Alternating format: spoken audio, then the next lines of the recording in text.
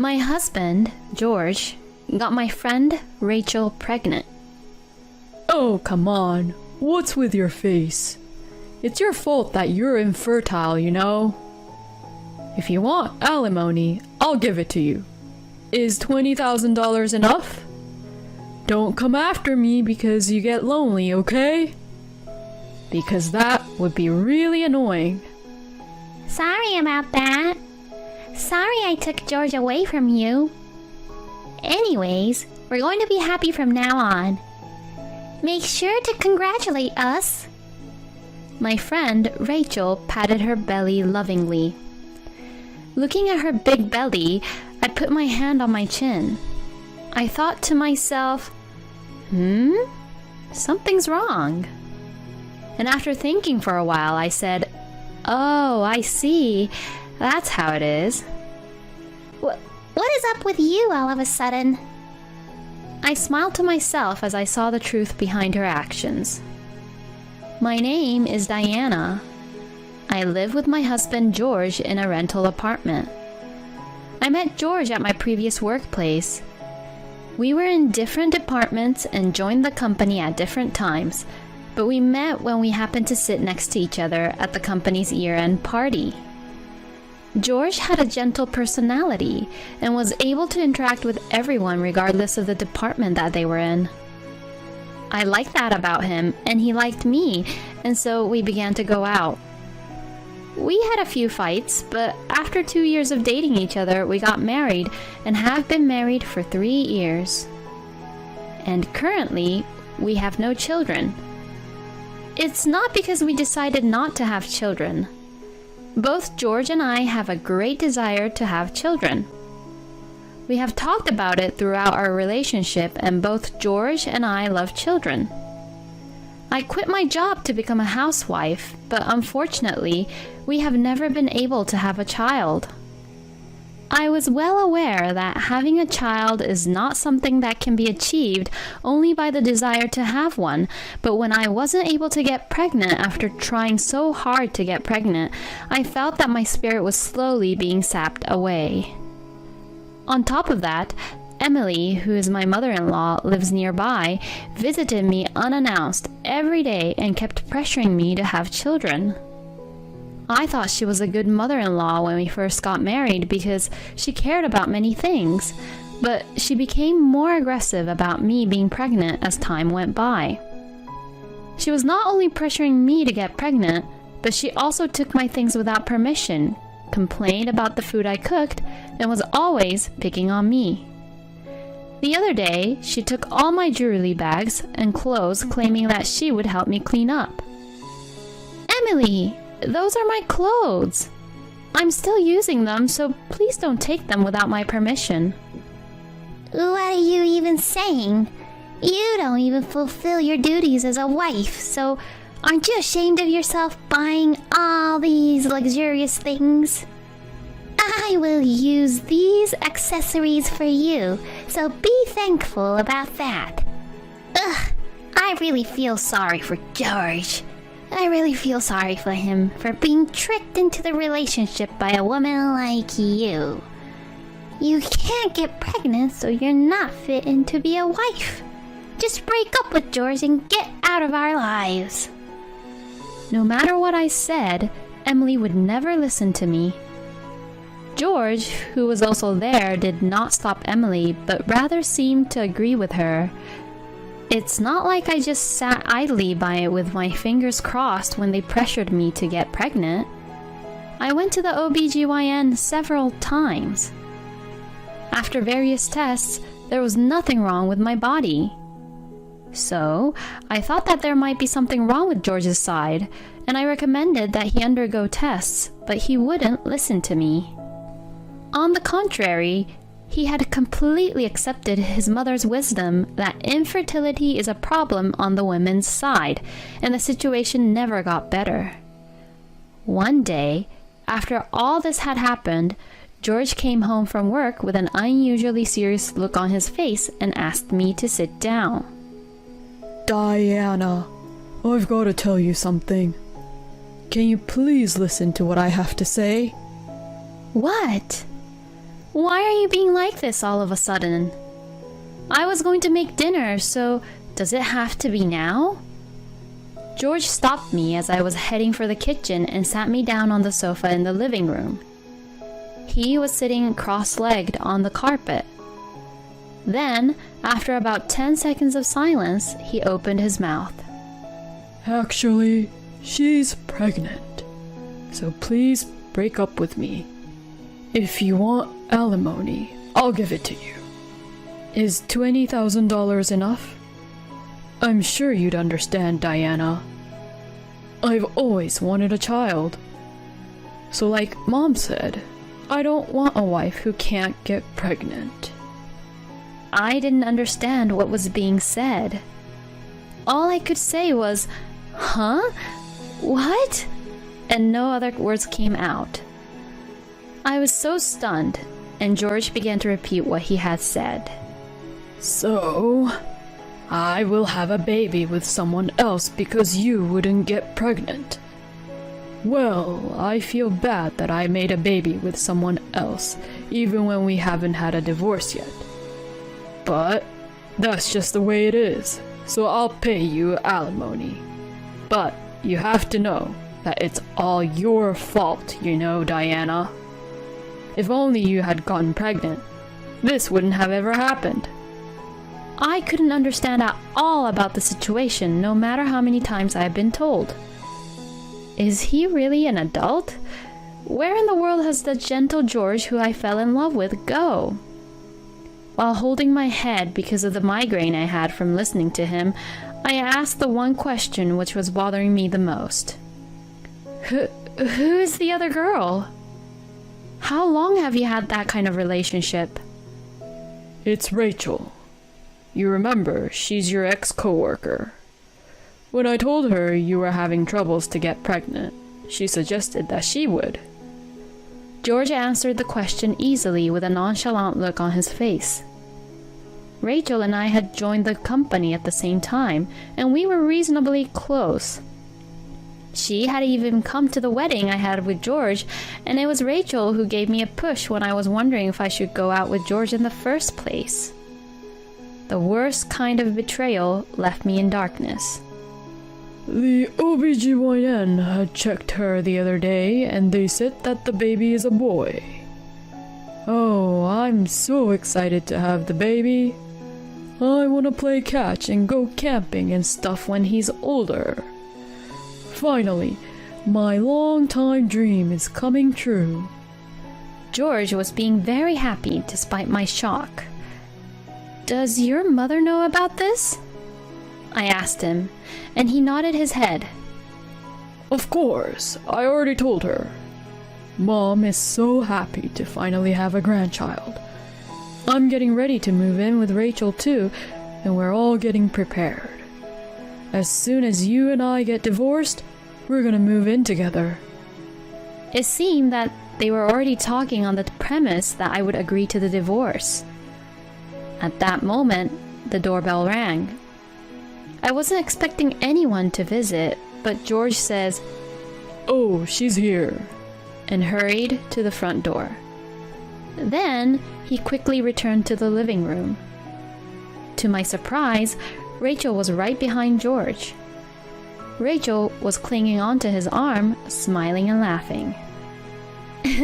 Sorry, Diana, for getting pregnant. George insisted on wanting to have a child so bad that I decided to support him.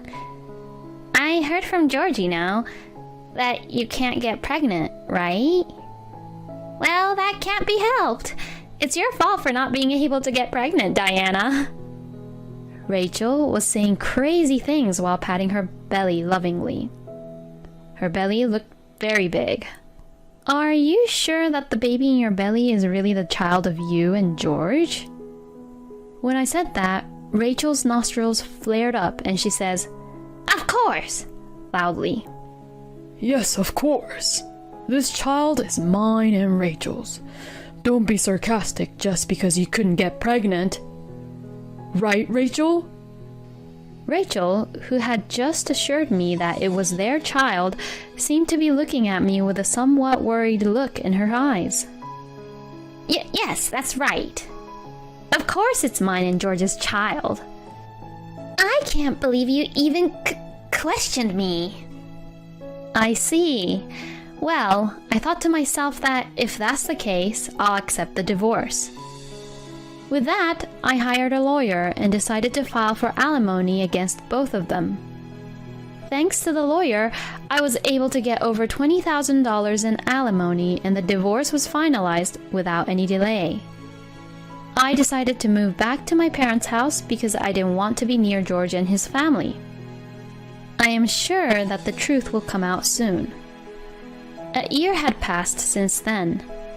I found a job soon after returning to my parents' home, and I was living in peace with my parents. I was at peace, remembering less and less of the horrible things that had happened to me. On that day, I went to work in the morning and came home around 7 p.m. and I saw someone hanging around in front of my house. Who could it be? I wondered, and as I approached, I saw that they had noticed me and immediately called out to me. Oh, Diana, where were you? I was waiting for you all this time. It was George and his mother who were wandering around and acting suspiciously. They had come here on their own without any prior notice, and they were acting like fools. What are you both doing here?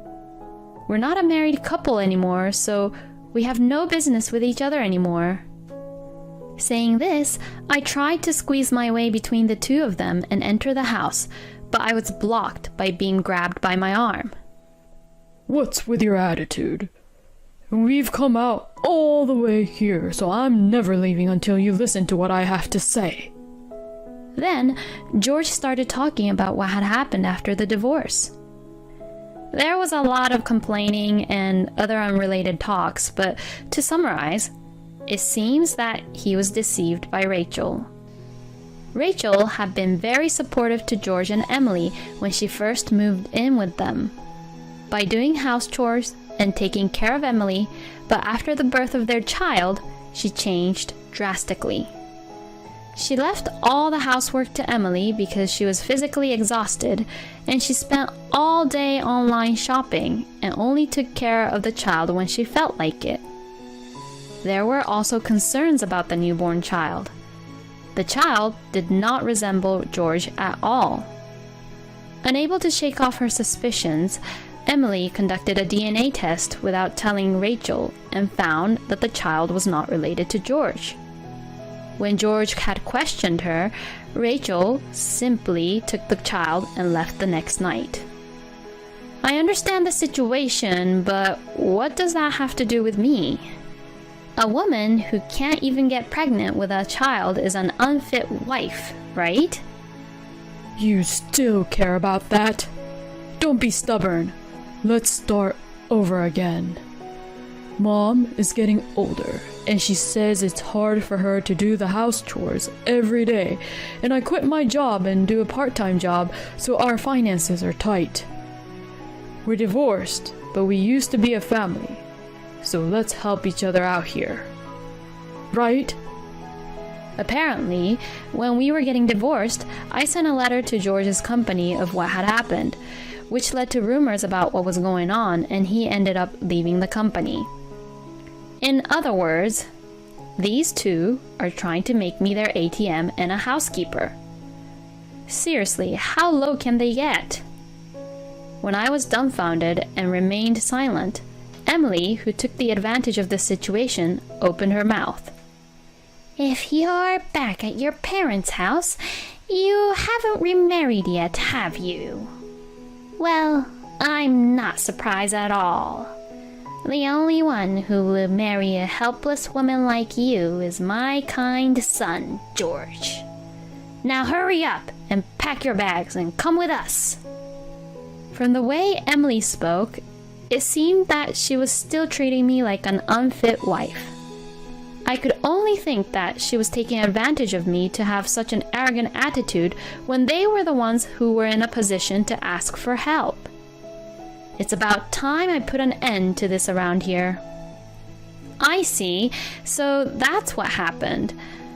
Come to think of it, you haven't apologized to me at all yet. If you get down on your knees and apologize, I'll maybe consider getting back together with you. What do you say?" Had they never thought that I would say something like this? George and Emily looked at each other in surprise. Then Emily shouted, Why should I apologize to you? but George stopped her. He probably decided that this time it was better to apologize honestly. George pulled onto Emily's arm, kneeled down on the ground, and bowed his head. Seeing this, Emily had also reluctantly got down on her knees. I'm sorry. Please come back. Let's start over again. I'm sorry for saying terrible things. All right, please look up, both of you. They both thought that I had agreed to get back together with George. George and Emily looked up with smiles on their faces. Well then, let's get back together. I crossed my arms deliberately and pretended to think about it. And then this is what I said. I've actually thought about it, but I still don't want to get back together with you. It's too bad that you both got down on your knees and apologized to the person who you looked down on. You two should just continue to live together in solitude. That's what you two deserve. George and Emily opened their mouths and looked very surprised. Then their faces turned bright red, probably from embarrassment and anger. You! I can't believe you took advantage of us. That's enough. You're the one who's done enough. No matter what you say, I have no intention of getting back together at all. As I said this, Emily looked frightened and stepped back. Then, somebody had come over. To my surprise, it was 2 police officers. Apparently, one of our neighbors saw me being harassed and called the police. George and Emily rushed to explain themselves, but in the end, they were taken away by the police. After that, they never came to my parents' house again.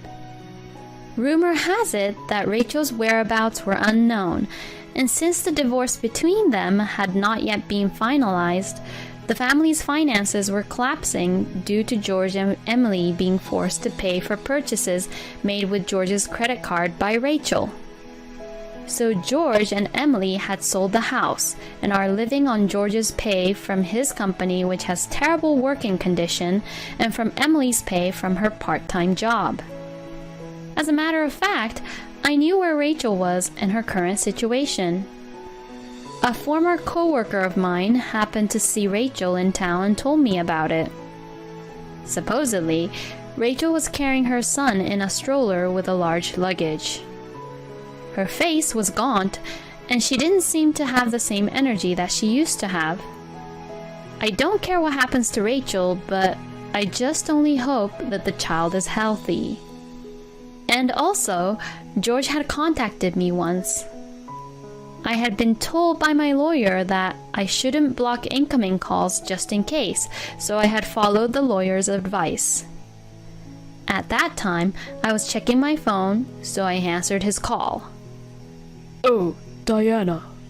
Long time no talk. I actually wanted to tell you something, which is why I called you. What? We have nothing to talk about anymore. Actually, I went to the clinic the other day, and I finally found out that the reason why you weren't getting pregnant was because there was something wrong with me. I'm so sorry for believing in what my mom only had said to me instead of believing in you, Diana. I was so stupid. I'm truly sorry. Even if you understand now, it's too late. Don't contact me again, ever.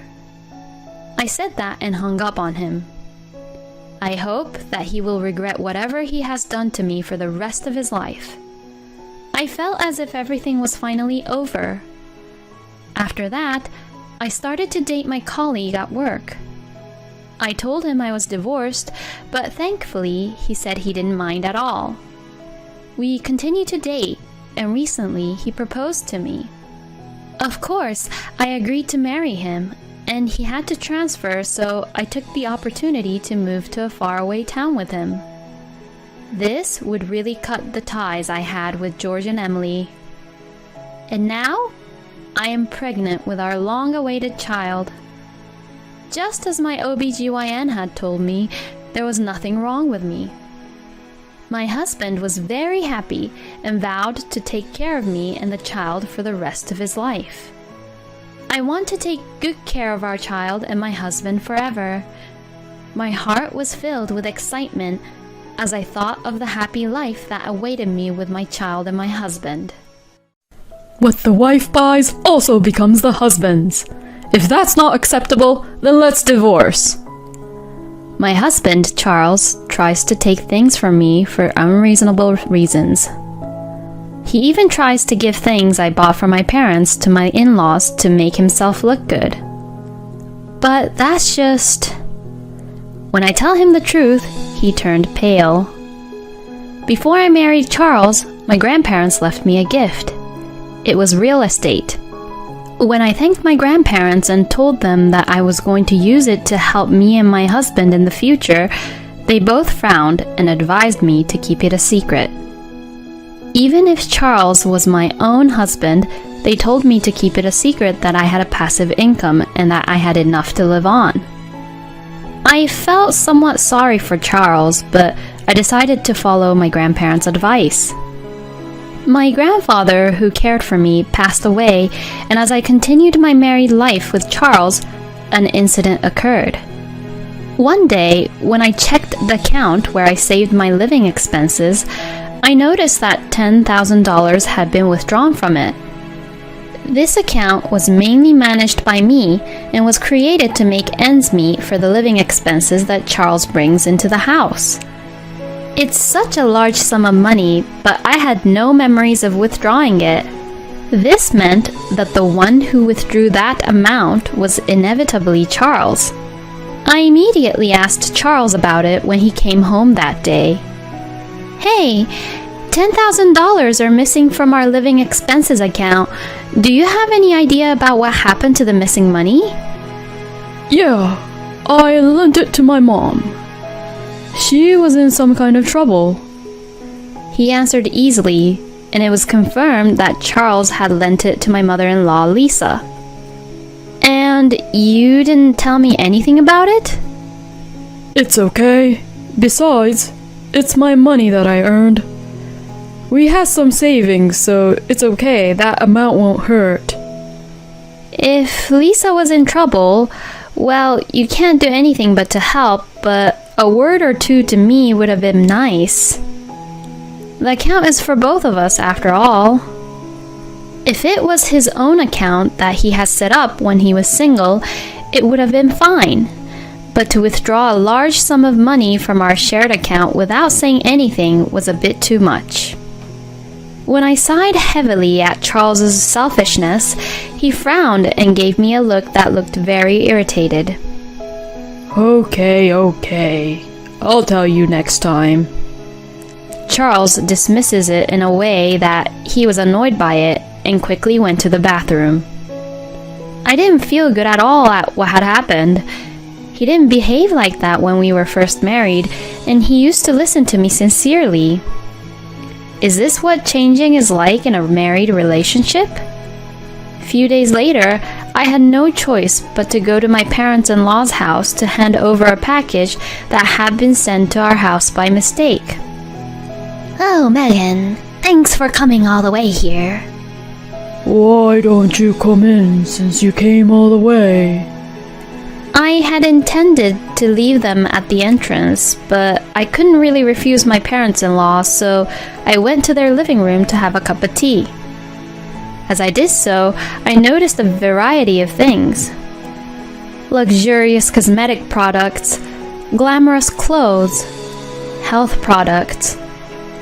Oh, my wonderful son gave them to me as a gift. There were $10,000 in the bank account after all, so it's only natural to spend it in such an obvious way. However, After knowing that Lisa was in need of money, in which Charles had lent her the money, I didn't really feel good about the fact that it was all spent on her luxurious products. As I sipped my tea without any smiles, my in-laws broke their smiling faces and said to me with a frightened look on their faces, as if they were threatening me.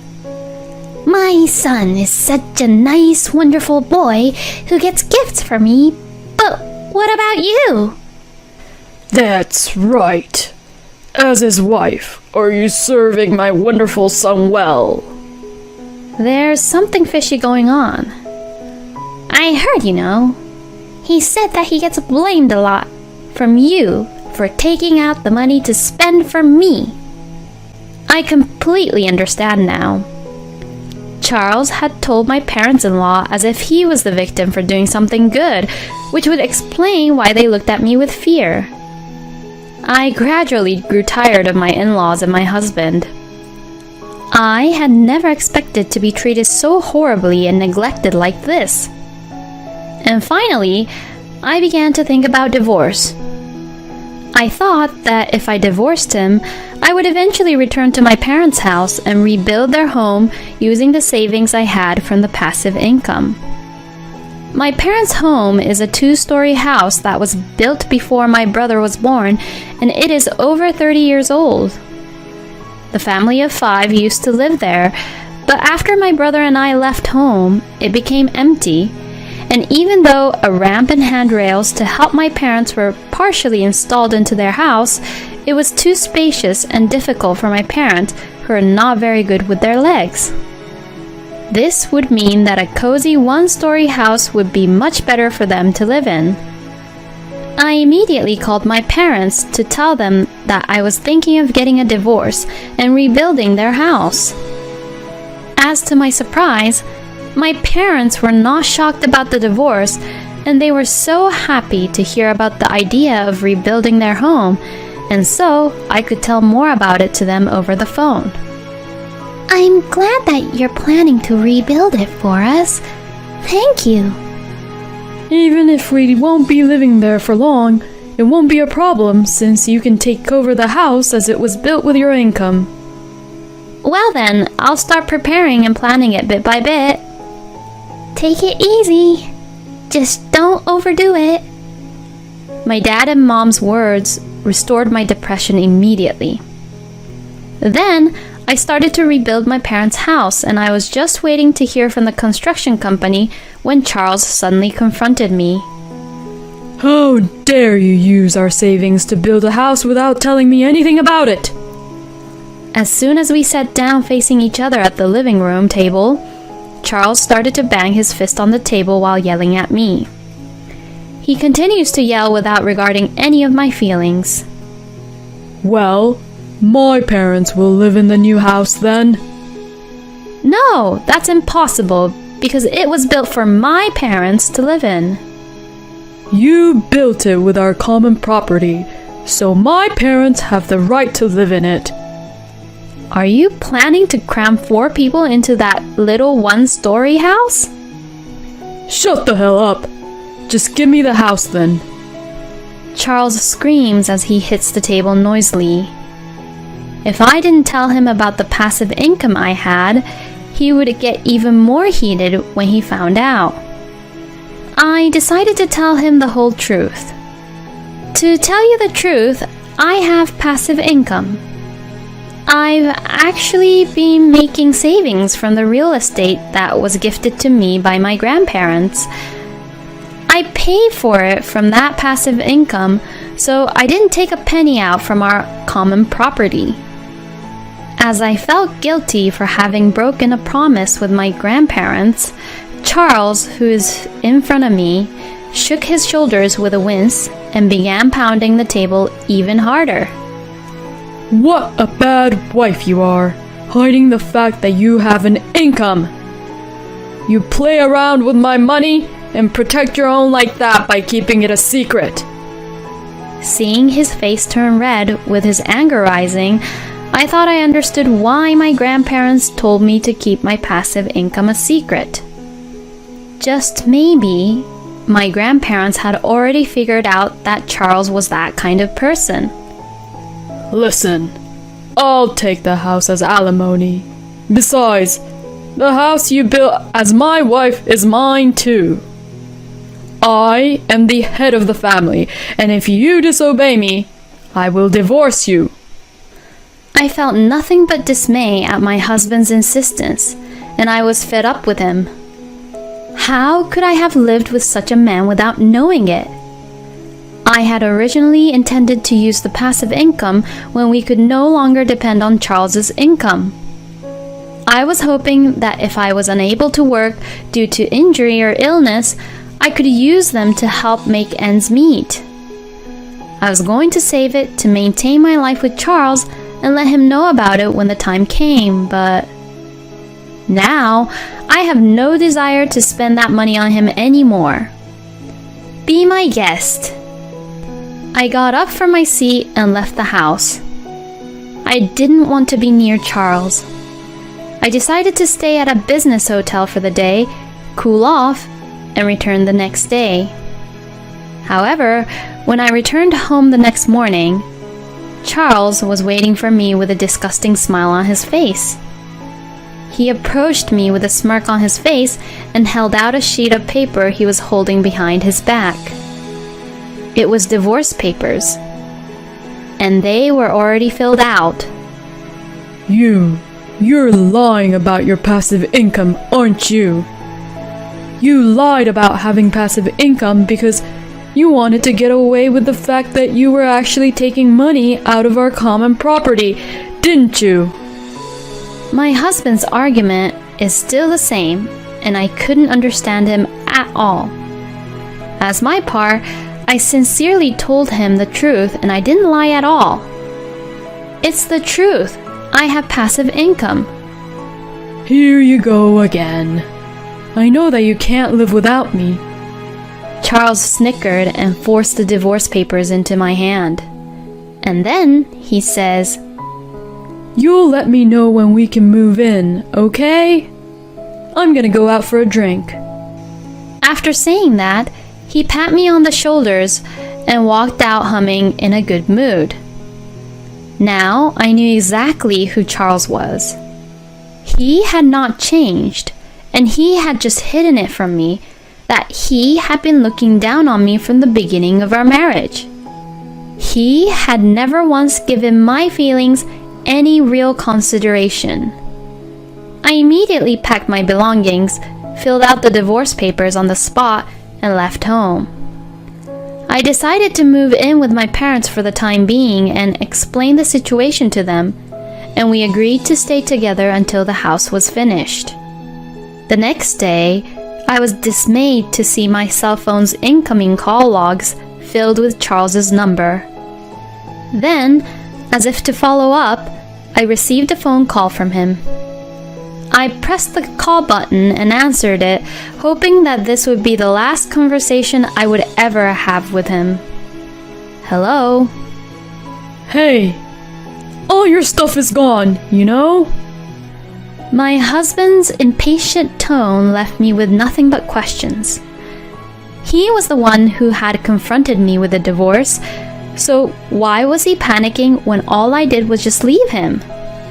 Huh? We are getting a divorce, so that's normal. I won't ever come back, so please use the empty spaces as you please.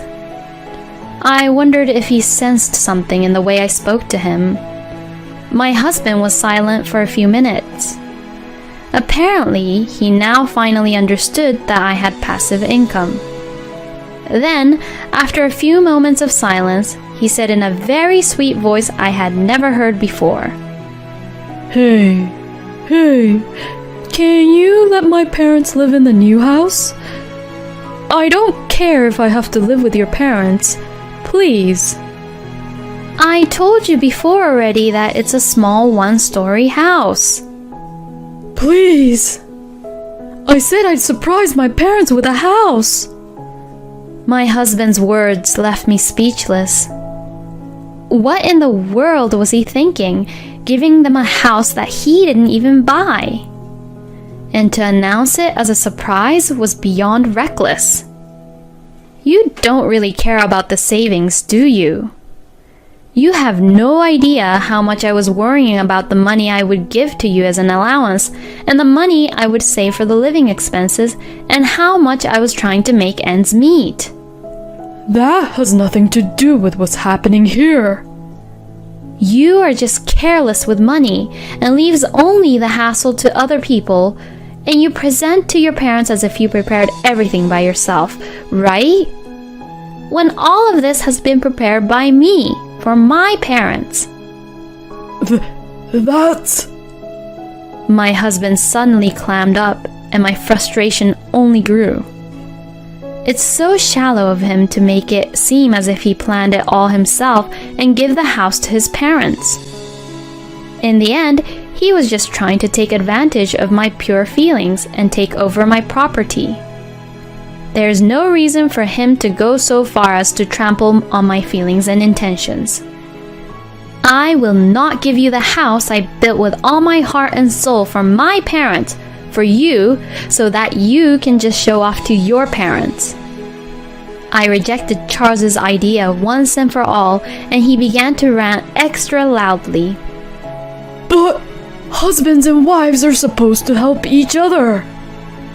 I'll tell them that you built it. Please. We're not a married couple anymore, are we? Huh? I'm saying that we are strangers now since I already filed for divorce. On the very day my husband, or rather my ex-husband, handed me the divorce papers, I had submitted them to the city office. He had wanted a divorce so badly, and I felt sorry for him if I didn't leave him as soon as possible. I was already in the process of changing all the paperwork to what it was when I was still unmarried. My ex-husband said in a tone of disbelief. You already filed it? Why are you so surprised when you're the one who asked for the divorce? I didn't think that you would really leave me. Hey, let's start over. Let's talk it out and try to be a good couple this time. How can he say such a ridiculous thing now? This is a man who spent our savings on his own mother, threatened me for a divorce, and made fun of me to the very end. There is no way I would ever want to get back together with a person like him. No, thank you. Please give my regards to your parents. I said it brightly as I hung up his call. The next day, I continued to receive voicemails and messages from Charles demanding that we get back together. He told me that we could still start over, that he loved me, but I felt that he was only after my property and fortune. In order to completely cut ties with him, I immediately blocked all contact information related to him and his parents. In the meantime, the house was rebuilt, and my parents and I moved into our new house and are living comfortably. Later, I had a chance to meet with a mutual friend who also knew Charles, and I explained to her that Charles and I were divorced. My friend gave me some words of sympathy and told me what had happened to him and his family. First of all, my ex-husband suddenly submitted a letter of resignation at his workplace, saying that he no longer needed to work hard because he had acquired real estate, and no one at the company could get in touch with him. However, the next day, he apparently offered to withdraw his resignation letter. His bosses, of course, lectured him about how he suddenly disappeared without any prior notice, and what leaving only his resignation letter had caused, and that he didn't realize how much trouble he had caused the employees around him. The company had asked what was going on with him, but there was no way Charles could say that he was relying on his wife's income, so he tried to lie about his situation. However, in the end, the company easily found out the reason why he had a divorce with me. He could no longer make up any lies, and the company had refused him to be rehired. Charles, who had made fun of my passive income, saying it was probably a lie anyway, was trying to take advantage of my earnings. As well as showing off to his parents to give them a house as a present, he didn't think about me or our future whatsoever. When I think of that, I no longer have any feelings for my ex-husband. In fact, I feel refreshed. I heard that my ex-husband has returned to his parents' home, but his parents must have been very hard on him because he is now trying to find himself a new job. But he seems to be having a hard time finding a new job because of the reason why he left his last job. I can only say that he got what he deserved. As for me, I live with my parents in a house I built myself. I have a job I always wanted to do, and I am enjoying my life. I have been saving my passive income for Charles and our future, but now I will use it in the future to support those who have been supporting me.